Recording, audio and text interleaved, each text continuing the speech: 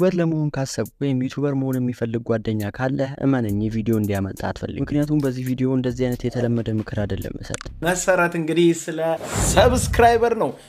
ብዙዎች ዩቲዩብ ቻናል ለመጀመር ያስባሉ። ዩቲዩብ ቻናል ስንጀምር ደግሞ ፈታኙ ወቅት ዩቲዩብ የመጀመር ወቅት ነው። መጀመሪያው ነጥብ የሚሆነው በየቀኑ ቪዲዮ መስራት። ብዙ ቪዲዮ ባላችሁ ቁጥር የሰብስክራይብ መጠናችሁ በከፍተኛ ፍጥነት ያድጋል ማለት ነው። ተመለከቱት። እኔ አንዳንዴ ሳይመቸኝ ሲቀር እንጂ ቪዲዮዎችን በየቀኑ ነው መለቅ። ዩቲዩብ የሚገኝ ገንዘብ ሀሪፍነቱ እናንተ ተኝታችሁ ነው ቻናሉ ገንዘብ ጀነሬት የሚያደርግላችሁ። አንድ ቪዲዮ ክሬት እናደርጋለን፣ ያንን ቪዲዮ ድጋሚ መንካት አይተበቅብንም። በራሱ ገንዘብ ጀነሬት ያደረገ ይመጣል። ሰዓት ቪዲዮ አስባችሁ አዘጋጅታችሁ ቀርታችሁ ከዛ በኋላ ረጅም ሰዓት ኤዲት አድርጋችሁ ፖስት አድርጋችሁት ነገር ግን ቪው የለውም።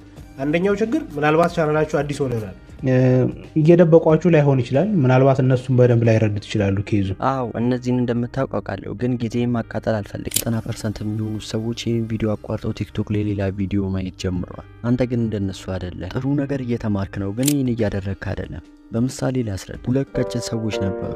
ሁለቱም በ30 ቀን ክብዳ መሆን ይፈልጋሉ። አንደኛው ጂም ቤት ሄዶ ክብደት ማንሳት ጀመረ። አንደኛው ደግሞ በፍጥነት ጡንቻ ለማግኘት የሚረዱትን መጽሐፎች ማንበብ ጀመረ። ቪዲዮውን ማየት ቀጠለ። ከወር በኋላ ሲገናኙ አንደኛው ግብዳው፣ አንደኛው ግን አሁንም ቀጭን ነው። የትኛው ግብዳ የሆነ ይመስልሃል? መጽሐፍ የሚያነበው ካልክ ተሳስተሃል። ምክንያቱም መጽሐፍ የሚያነበው ስለ ጡንቻ ብዙ እውቀት ቢኖረውም ጂም ቤት ሄዶ አያውቅም። ዩቲዩብ ላይም እንደዚህ ነው። ስለ ዩቲዩብ ከኔ ከአቡጊዳ ሚዲያ ከኢትዮ ኮምፒውተር ስኩል ልትማር ትችላለህ፣ ግን ቪዲዮ መስራት ካልጀመርክ እመነኝ አንተ መጽሐፍ የሚያነበው ቀጭን ልጅ ነህ። ስለዚህ ንቃ።